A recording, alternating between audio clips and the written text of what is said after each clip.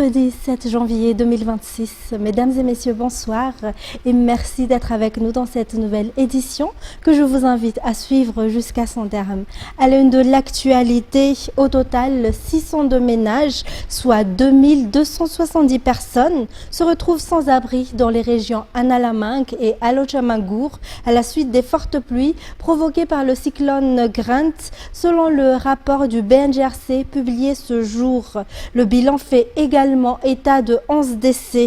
Actuellement, 7 sites d'hébergement de sinistrés sont opérationnels dans la région d'Analamang et d'Alochamangour et respectent les normes requises pour prévenir la propagation du Mpox, a indiqué le directeur général du BNGRC. Détails sur les images de Yves Janel. Selon le BNGRC, 24 habitations se sont effondrées et 263 ont été inondées dans la région d'Analamang depuis le 24 novembre dernier. En conséquence, pour Analamang et Alochamangour, 290 sinistrés ont été déplacés vers 7 sites d'hébergement. En raison de la présence du Mpox, le nombre de personnes autorisées à accéder à ces sites a été limité et d'autres mesures préventives ont également été mises en place, explique le commandant Andjami Tantsu, directeur des opérations au sein du BNGRC. Concernant les 20 rochers présentant un risque d'effondrement dans la zone de la haute de la capitale, le BNGRC a indiqué que des concertations sont déjà en cours avec les autorités compétentes. La désagrégation de ces rochers via des explosifs nécessite en effet des études approfondies, a précisé le général Ramanatsu Gabriel, directeur général du BNGRC. Le BNGRC exhorte les habitants des zones en hauteur à prendre des précautions face au risque d'éboulement. D'après le rapport publié ce jour, 11 personnes ont perdu la vie à la suite des fortes pluies enregistrées depuis le 24 novembre, tandis que 6 autres ont été blessés. Et toujours dans ce contexte, de nombreuses maisons se sont effondrées, des murs se sont écroulés et des arbres ont été déracinés dans la capitale d'Antananarive à la suite des pluies incessantes de ces derniers jours. Le niveau de l'eau commence également à monter dans les zones basses. La commune urbaine d'Antananarive a déjà mis en place des stratégies pour faire face aux intempéries. Radramanazatouf, Kevin Ravuniarsan et Anzara Zanarvel pour plus de détails.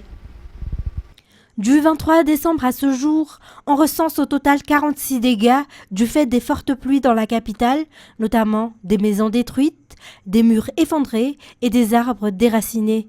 3 personnes ont également perdu la vie à la suite de la montée des eaux. Les maisons traditionnelles malagasy sont les plus touchées par ces dégâts.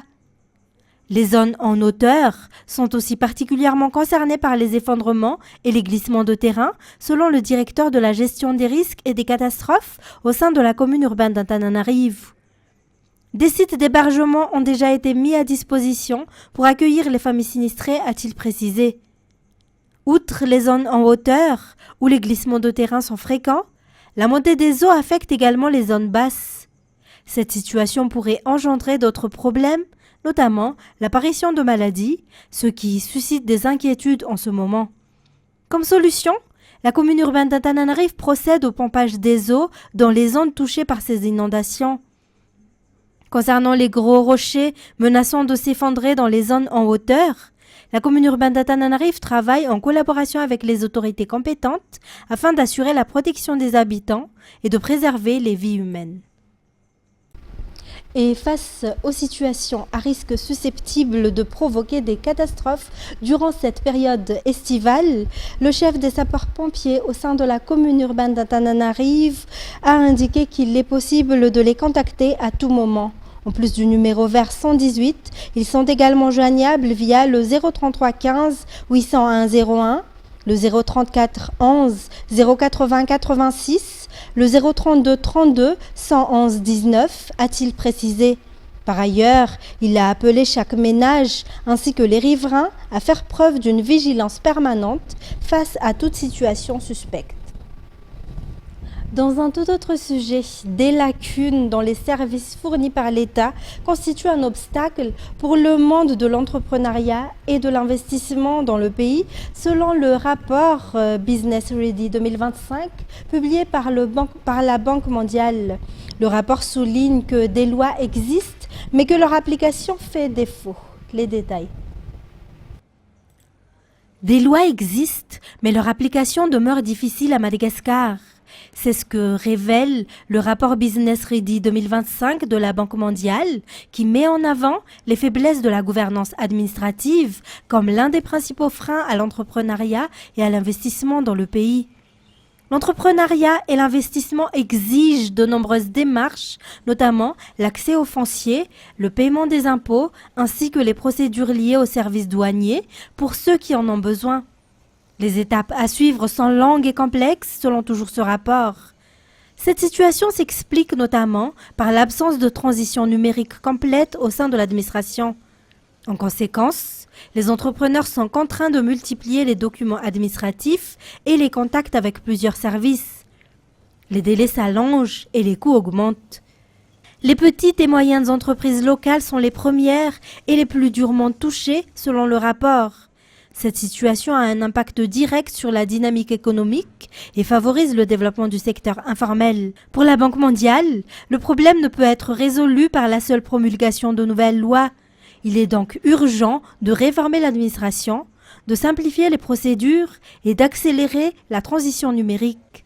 Madagascar obtient une note de 31,60. Et puis la Caisse nationale de prévoyance sociale annonce la démission de son directeur général depuis août 2023, Vimbna Raengzatouv. Selon un communiqué de la CNAPS, la passation de service entre le DG annoncé démissionnaire et le représentant du ministère de tutelle, le ministère du Travail, de l'Emploi et de la Fonction publique, s'est tenue ce mercredi à son siège. Revenons aux actualités sociales, à l'instar des actions menées dans la lutte contre la propagation de la Covid-19. La police nationale a lancé depuis hier des campagnes de sensibilisation du public concernant le virus Mpox, également appelé variole du singe. Il s'agit d'une sensibilisation aux mesures barrières, lesquelles seront poursuivies à l'échelle nationale selon les explications. Felana Rakutorsoul pour plus de détails. La prévention de la propagation de l'épidémie de Mpox repose avant tout sur la prise de responsabilité individuelle à travers le respect strict des mesures barrières. Des mesures rigoureuses, similaires à celles appliquées lors de la lutte contre la pandémie de Covid-19 apparue à Madagascar en 2020, s'avèrent nécessaires pour contenir la maladie. Ainsi, à l'image des actions menées durant la crise sanitaire liée à la Covid-19, des éléments de la compagnie urbaine d'intervention et de la brigade féminine de proximité ont procédé depuis hier à une sensibilisation du public sur la prévention de la propagation du Mpox ou variole du singe. Cette action a consisté à rappeler à la population les gestes barrières déjà appliqués et jugés efficaces dans la lutte contre la Covid-19. Parmi ces mesures figurent le respect de la distanciation physique, le port du masque et la consultation rapide d'un centre de santé dès l'apparition de symptômes suspects. Cette campagne vise à renforcer l'information et à sensibiliser chacun sur la gravité de la maladie Mpox, soulignant ainsi l'importance de la vigilance individuelle. La brigade féminine de proximité et les policiers de la compagnie urbaine d'intervention ont également encouragé les citoyens à consulter immédiatement un médecin au moindre signe inhabituel. Selon la police nationale, cette initiative marque le début d'actions qui évolueront en fonction de la situation sanitaire. Et puis 4 individus interpellés par la police nationale à Antomadinka lundi dernier sont actuellement en attente de leur présentation devant le parquet. Ils ont été arrêtés pour détention et consommation de drogue dure. Toujours un reportage de Felana Rakutorsoul.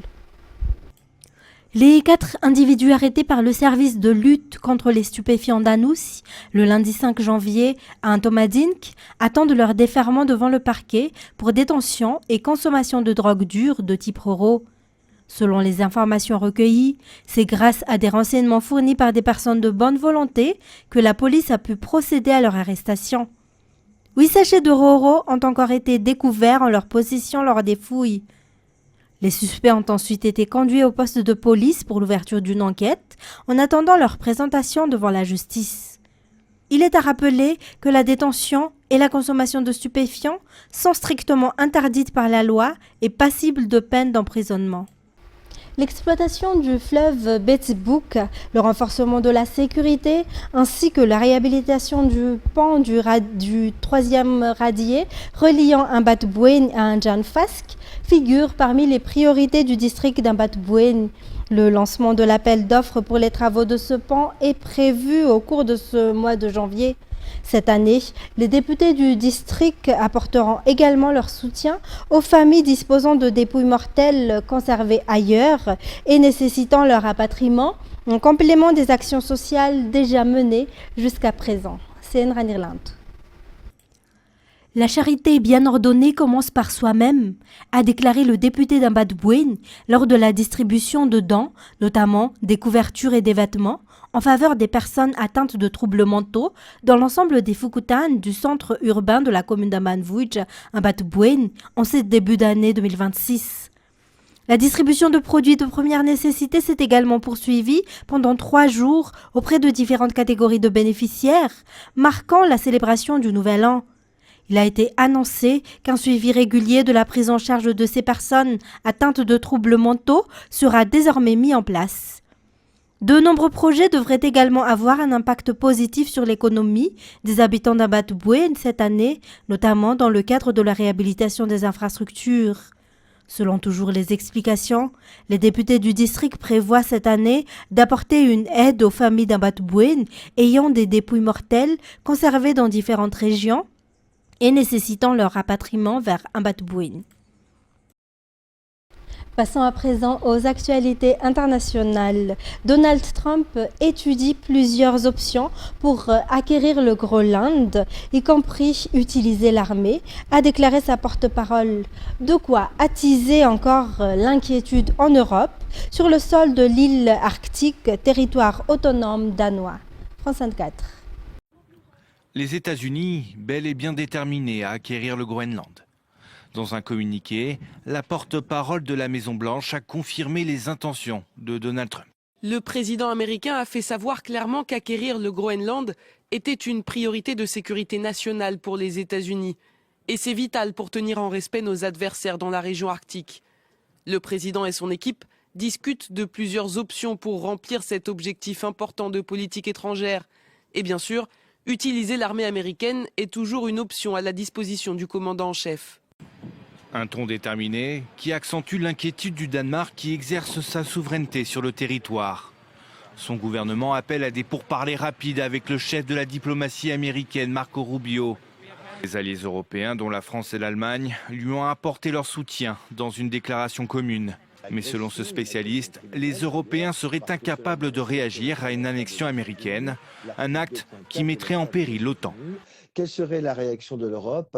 Et ce serait malheureusement une réaction de protestation formelle, solennelle, mais qui ne pourrait pas aller plus loin. Imaginez-vous un seul instant un État européen, d'autres membres de l'OTAN, rentrer en guerre contre un autre membre de l'OTAN, d'autant qu'il s'agirait des États-Unis. Non, malheureusement, il n'y aurait rien à faire. Pour Emmanuel Macron, une telle intervention au Groenland semble impossible. Il n'y a pas pour moi de scénario où les États-Unis d'Amérique seraient mis dans une situation de violer la souveraineté danoise. Cela n'existe pas. Le Groenland est un territoire qui est sous souveraineté danoise, ça restera, et je sais que les Américains continueront d'avancer avec nous pour la paix et la sécurité en Europe.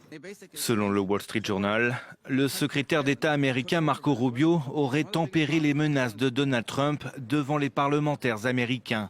Des menaces qui visent à pousser le Danemark à entamer des négociations avec comme objectif final d'acheter l'île aux pays scandinaves. L'épisode de neige et de verglas qui touche le nord et l'ouest de la France, région francilienne comprise, entraîne des perturbations dans les transports. Une centaine de vols ont été annulés à l'aéroport de Roissy et environ 40 vols à Orly en raison de la neige. France 24. Bonjour Pauline, déplacement compliqué et surtout il fait très très froid, à peu près -1 à Paris, mais le ressenti est un peu plus virulent quand même.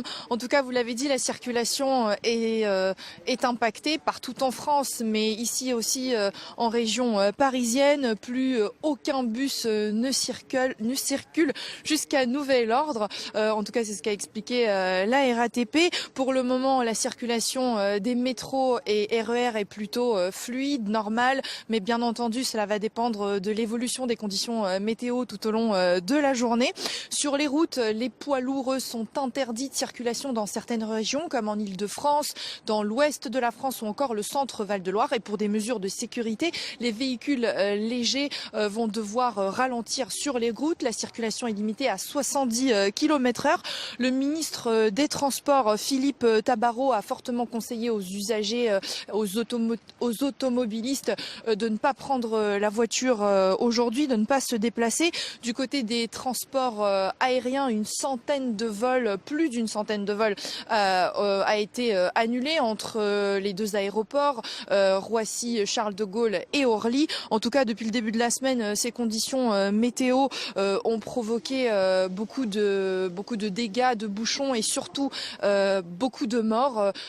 Quelques personnes sont décédées la semaine dernière en raison des accidents de circulation et notamment donc du verglas. Et je rappelle que il y a quelques jours, un chauffeur VTC est décédé dans la Marne. Saint-Tropez se prépare à rendre hommage à Brigitte Bardot avec une liste restreinte d'invités, comme l'avait voulu l'actrice. France 24. À quelques heures des obsèques de Brigitte Bardot, ce fleuriste s'affaire. On est en train de réaliser des compositions pour décorer l'église, que nous les avons demandé avec des fleurs très simples, des fleurs champêtres. Après, on a l'honneur de lui faire son dessus de cercueil, donc pareil, à base de petites fleurettes comme elle aimait, des petites marguerites et beaucoup de couleurs. C'est aujourd'hui que Saint-Tropez dit adieu à son icône. Dans cette église qui aura bien du mal à abriter la foule venue de toute la France. Comme ce couple de Calaisiens qui ne veut rien laisser au hasard. Nous sommes venus en éclaireur, si je puis dire, pour reconnaître les lieux pour le dernier adieu. Qu'est-ce qu'elle représentait pour vous, Brigitte Bardot? Ah, la femme sublime déjà, elle était libre. Et pour les animaux aussi. La messe sera retransmise sur 3 écrans géants car il y aura du monde. Les hôtels ont ouvert spécialement pour l'occasion, mais beaucoup de Tropéziens comptent eux aussi accompagner le convoi funèbre qui traversera le village. C'est notre grand-mère à tous. On la voyait tous les jours sur les t-shirts, les murs, les photos, enfin voilà, c'est Saint-Tropez. Le dernier adieu à Brigitte Bardot débutera à 11h. Et c'est ainsi que se termine cette édition. Mesdames et messieurs, merci à vous de l'avoir suivi. Au revoir et rendez-vous dès demain pour de nouvelles actualités. Bonne soirée en notre compagnie.